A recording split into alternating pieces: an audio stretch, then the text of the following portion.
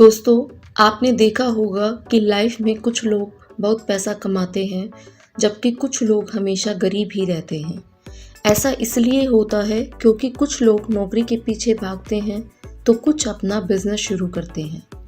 क्यों कुछ लोग ज़्यादा पढ़ाई लिखाई किए बिना भी बहुत अमीर बन जाते हैं जबकि बहुत पढ़े लिखे लोग पढ़ लिख कर ऐसे लोगों के लिए काम करते हैं।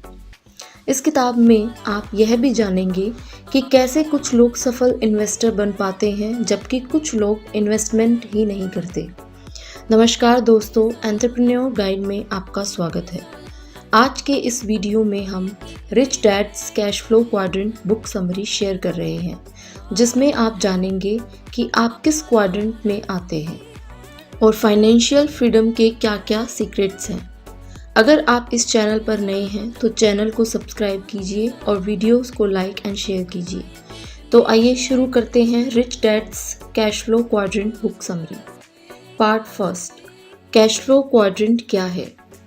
Cash flow quadrant Robert Kiyosaki द्वारा बनाया गया एक सिंपल मॉडल है जो यह बताता है कि पैसा कमाने के 4 रास्ते हो सकते हैं, जिसे हम शॉर्ट में ESBI मॉडल बोलते हैं। ई का मतलब है एम्प्लॉय। इस क्वाड्रेंट में आने वाले लोग नौकरी करके पैसा कमाते हैं। एस का मतलब है सेल्फ एम्प्लॉयड। ये लोग फ्रीलांसर या छोटे बिजनेस ओनर होते हैं।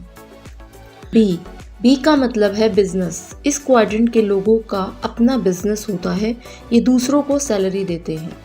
और आई का मतलब है इन्वेस्टर।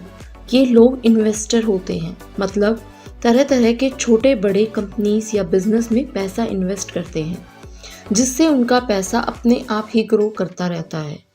लेखक कहते हैं कि इन चारों क्वाड्रेंट्स में कुछ बहुत पैसा कमाते हैं और बाकी इतना पैसा नहीं कमा पाते। जैसे लेफ्ट क्वाड्रेंट्स E और S कम पैसा कमाते हैं, जबकि right quadrants B and I वाले ज़्यादा पैसा कमाते हैं। इसलिए हमें लेफ्ट से राइट की तरफ जाने की कोशिश करनी चाहिए। Part 2, ESBI। आइए इन सब क्वाड्रेंट्स के बारे में डिटेल में जानते हैं। First, the employ. जो लोग फाइनेंशियल सिक्योरिटी चाहते हैं वे जॉब ढूंढते हैं। सिक्योरिटी ढूंढने के पीछे की वजह उनका डर होता है, जो समाज हमारे अंदर बचपन से डाल देता है। ऐसे लोग हमेशा कंफर्ट जोन में रहना चाहते हैं और लाइफ में रिस्क लेने से डरते हैं। ये लोग कॉर्पोरेट में काम करते हैं और सफलता की सीढ़ी चढ़ना चाहते हैं। ये दूसरों के लिए काम करते हैं और हर महीने गारंटी के साथ सैलरी लेते हैं। ज़्यादातर लोगों को अपना बिजनेस करने की सीख नहीं दी जाती और इन्वेस्टमेंट करना भी नहीं सिखाया जाता। रॉबर्ट कियोसाकी कहते हैं कि इस मेथड से आप रिच बन सकते हो, लेकिन बहुत ज़्यादा मेहनत और टाइम लगा के। इसमें आप हमेशा 9 से 5 तक फंसे रहोगे, मन चाही छुट्टी भी नहीं ले सकते। Second, self employed. इस ग्रुप के लोग सिक्योरिटी नहीं चाहते, वे कंट्रोल चाहते हैं। उन्हें अपने ऊपर कोई बोझ पसंद नहीं होता। वे किसी स्किल में महारत हासिल करते हैं और उस पर बेस्ड अपना छोटा बिजनेस शुरू करते हैं। लेकिन यह क्वाड्रेंट सबसे रिस्की है। इसमें सब कुछ आपको करना होता है, सारे डिसीजंस आपको लेने हैं। एम्प्लॉइज़ की तरह पैसे की गारंटी नहीं होती और न ही कोई बोनस आदि मिलेगा। इसमें आपको मेहनत भी ज़्यादा करनी होती है क्योंकि आप खुद अपने एम्प्लॉय हैं। इसमें shopkeepers, restaurant owner, small scale startups, freelancers आदि आते हैं। लेकिन बहुत सी शॉप ज़्यादा पैसा नहीं कमा पाती। बहुत से स्टार्टअप्स हर साल शुरू होते हैं और जल्दी ही बंद हो जाते हैं। Third, the big business owner. इस क्वाड्रेंट के लोग पूरी आज़ादी चाहते हैं, पैसे की भी और टाइम की भी। ये लोग वास्तव में अपने से टैलेंटेड लोगों को हायर करते हैं और फिर उनकी मदद से अपना एम्पायर खड़ा करते हैं।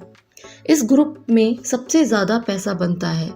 लेखक कहते हैं कि S ग्रुप B में कन्वर्ट हो सकता है।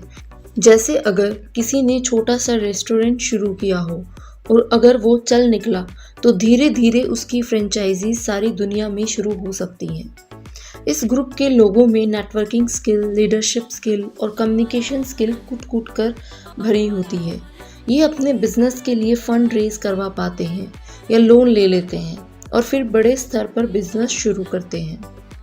बिजनेस लगाने का यह फ़ायदा होता है कि आपको उसे खुद मैनेज करने की ज़रूरत नहीं होती, आप उसे दूसरे लोगों पर छोड़ सकते हो।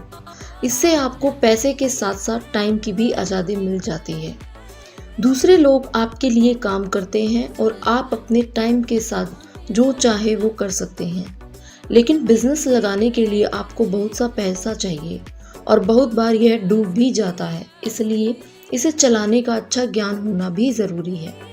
Fourth, the investor. इस तरह के लोग भी फाइनेंशियल फ्रीडम के साथ साथ टाइम की फ्रीडम भी चाहते हैं। ये लोग अपने पैसे को इन्वेस्ट करते हैं और फिर वहाँ से इंटरेस्ट कमाते हैं। अच्छी बात यह है कि कोई भी व्यक्ति इन्वेस्टर बन सकता है, लेकिन दुख की बात यह है कि इंडिया में लोगों को इन्वेस्टमेंट की सही जानकारी नहीं दी जाती। उन्हें सिंपल और कंपाउंड इंटरेस्ट में फ़र्क भी नहीं पता होता। कितने लोगों के पीपीएफ अकाउंट होते होंगे। पीपीएफ ही एक ऐसा टूल है जो कंपाउंड इंटरेस्ट देता है। इसमें पैसा 15 साल तक ब्लॉक रहता है, लेकिन यह अच्छी बात है, आपको हर साल 1.5 लाख जमा करने होते हैं। इस तरह 15 साल में आप लगभग 23 लाख जमा करवाते हो, लेकिन 15 साल बाद आपको 40 लाख मिलते हैं। यही कंपाउंड इंटरेस्ट का जादू है। अगर आप 30 साल तक उस पैसे को जमा करते हो तो आपके 25 लाख लगभग 2 करोड़ हो जाएंगे। अगर इसी पैसे को बैंक के सेविंग अकाउंट में रखेंगे तो सिर्फ सिंपल इंटरेस्ट मिलेगा और आपका पैसा डबल भी नहीं हो पाएगा। अगर आपको इन्वेस्टमेंट के और टूल्स के बारे में जानना है तो आप रिच डैड पुअर डैड किताब को ज़रूर पढ़ें। लिंक डिस्क्रिप्शन में दी गई है।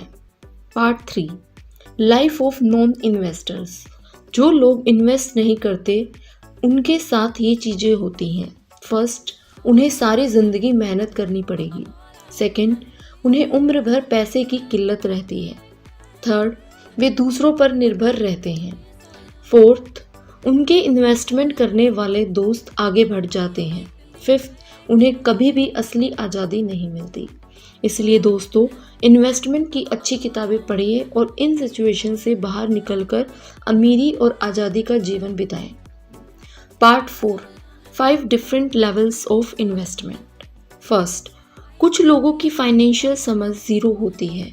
उन्हें पता ही नहीं होता कि इन्वेस्टमेंट से क्या फ़ायदा होता है।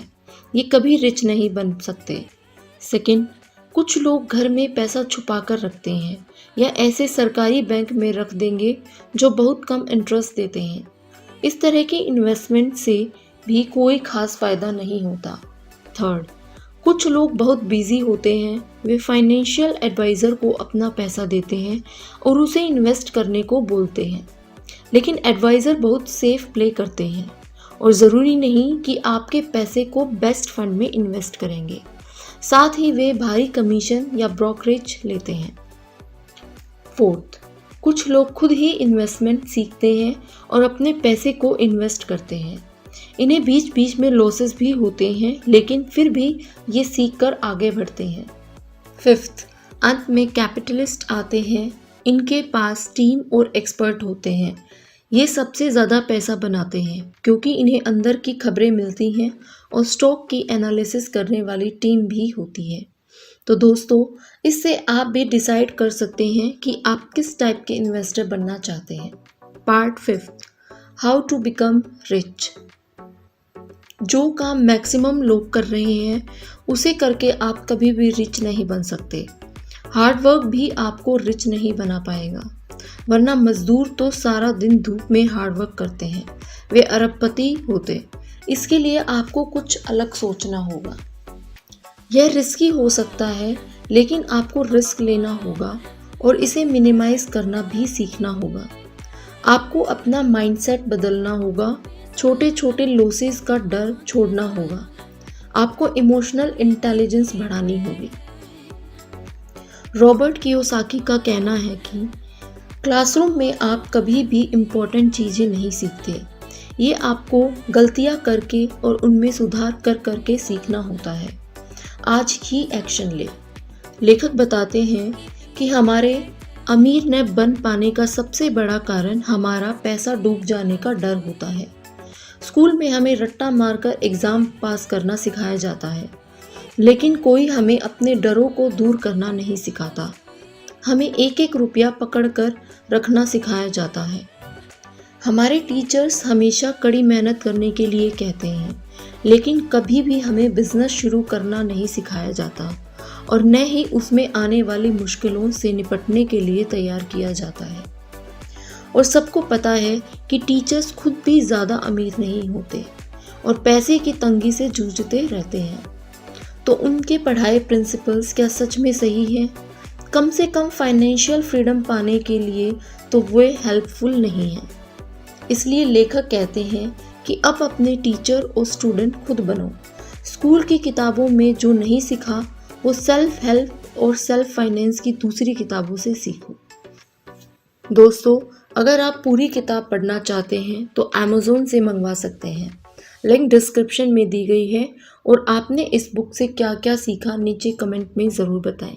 Thank you guys. उम्मीद है आपको ये वीडियो पसंद आई होगी। आपने अब तक हमारे चैनल को सब्सक्राइब नहीं किया है तो इमीडिएटली चैनल को सब्सक्राइब करें और वीडियो को इमीडिएटली लाइक और कमेंट भी कर दें। जल्दी मिलेंगे और भी बेहतर वीडियो के साथ। Thank you so much.